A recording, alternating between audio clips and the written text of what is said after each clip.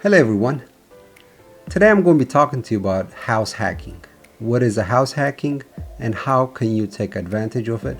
Hopefully by the end of this video you will understand and start thinking about investing on a home as your first time home buyer and also take advantage of by hacking the house. My name is Simon. If you're new to my channel, make sure you subscribe. I usually share information about real estate and personal finance. Thanks for coming. Let's get to it.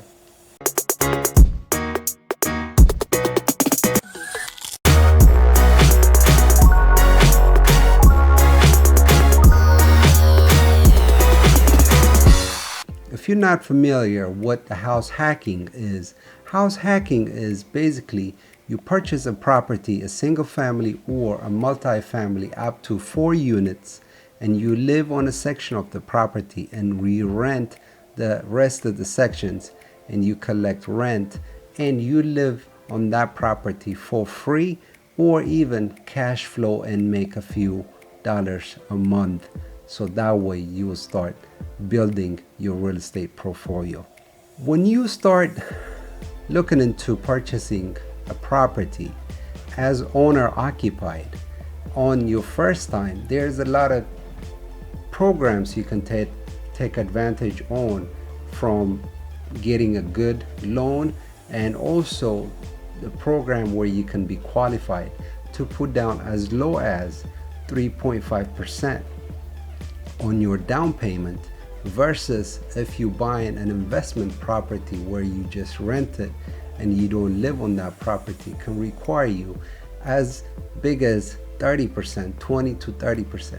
That's a huge difference. That's the big advantage when you start at the beginning level and you looking into owning a property and start building your rental portfolio. The best way to start is as buying a house and start doing it by house hacking.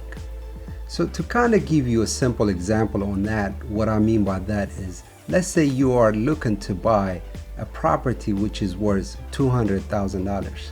At the first time home buyer, or as a young person, usually if you're thinking about investing on a property, sometimes it's a little bit hard to start getting 20 to 30% down payment.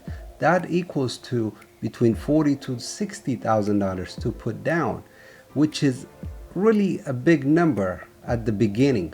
But if you're looking into as a first-time home buyer and taking advantage of a first-time home buyer deals on some of the FHA loans, you can put down only 3.5%. That means that is equals to $7,000 on $200,000 home. So that's a big, huge difference from $60,000 or $40,000. So that's how you can start easily in getting your feet wet on the real estate industry by house hacking on your first time home buying deal. Then the second thing is, once you lived on that property for a year or two, you can always look another property where you can take a project and again do the same thing. You can always move from one property to a next one as owner occupied and get a better deal. You might not get as good as deal on your first one, because only on the first time home buyer deals there is much better deals, and there is a lot of programs what the federal government helps you to take advantage on. But even after that, even if you don't have that federal assistance programs, you can still get qualified and get a lot more better loan programs when you owner occupied and when you reside on that property and rent the section of the property. Usually you can get a better interest rate, and also you're not required to put down as an investment property a big down payment. Those are the big advantage of owner occupied and live in one section of the property and rent the others. So when you think about house hacking, always you have to do the numbers. and understand what is exactly your cost per month and how much are you saving by living there. And also, once you move out and you look into another property, the section you are residing on, how much money can it bring you and what kind of return are you generating.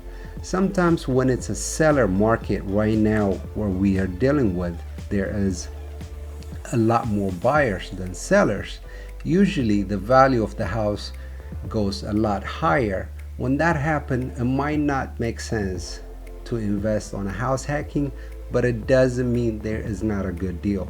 So when you are thinking about house hacking, sometimes, especially if you're looking into a property where you can reside on one and fix the other section of the property and slowly start renting it and get your money put together so you can repeat that, then before you know it, in 5, 6, 7, 8, 10 years, you might have a lot more property than you expected. So that's the best advice I can give you. So when you start thinking about investing on the real estate, and if it's your first time, please look into how you can take advantage on by house hacking, and also that way you can get a better interest rate on your loan and less down payment, and also it will be a lot more easier to get qualified and get that loan on the financing side. So what does it take to start looking into buying your first deal? So with that, usually the first thing you need to figure out is, one, how much money do you have saved up? Number two, how much can you be pre-qualified? And when you are qualified, when you ask for the bank how much money can they finance you, just mention to them you might be looking into a 2-family, a 3-family, or 4-family, and based on the area you're looking at, you can estimate how much rent is that property going to generate. So that way the income of that property will be considered as an income monthly basis. So it will calculate your debt ratio. Your debt ratio means is how much money you bringing in per month and how much money do you have as an expense monthly. So that way they'll figure out, once they know that number, they can estimate and give you how much money you will be qualified for to look on a property. So based on that number, once you figure out how much a bank can loan you, then you can go out to start looking the neighborhoods where you wanted to reside in, where you can live for a year or two at the beginning. That's somewhere you want to live in. On that area, you can compare how much can you purchase a property. Then once you do that, you will understand on that area where you want to live in, how much is rent and what kind of money can you generate. And once you figure all those numbers out, you can start doing your numbers. You crunch your numbers and figure out if it makes sense for you to moving forward. If the property does not have that much cash flow, or you paying money out of pocket monthly while you're residing there, if it's a small amount and you see an appreciation of the neighborhood value might increase on a property, it might make sense to move forward. But if not, as long as it's not cash flowing for you, it might not be a good deal. So always do your numbers right before you moving forward, because if it does not cash flow, or if you are paying money out of pocket while you're house hacking, it will not make sense to look at that property to move forward, because once you moved in, there will be always a surprise. It might show up once every few months or 6 months or a year. There might be a repair. It might cost you even more money.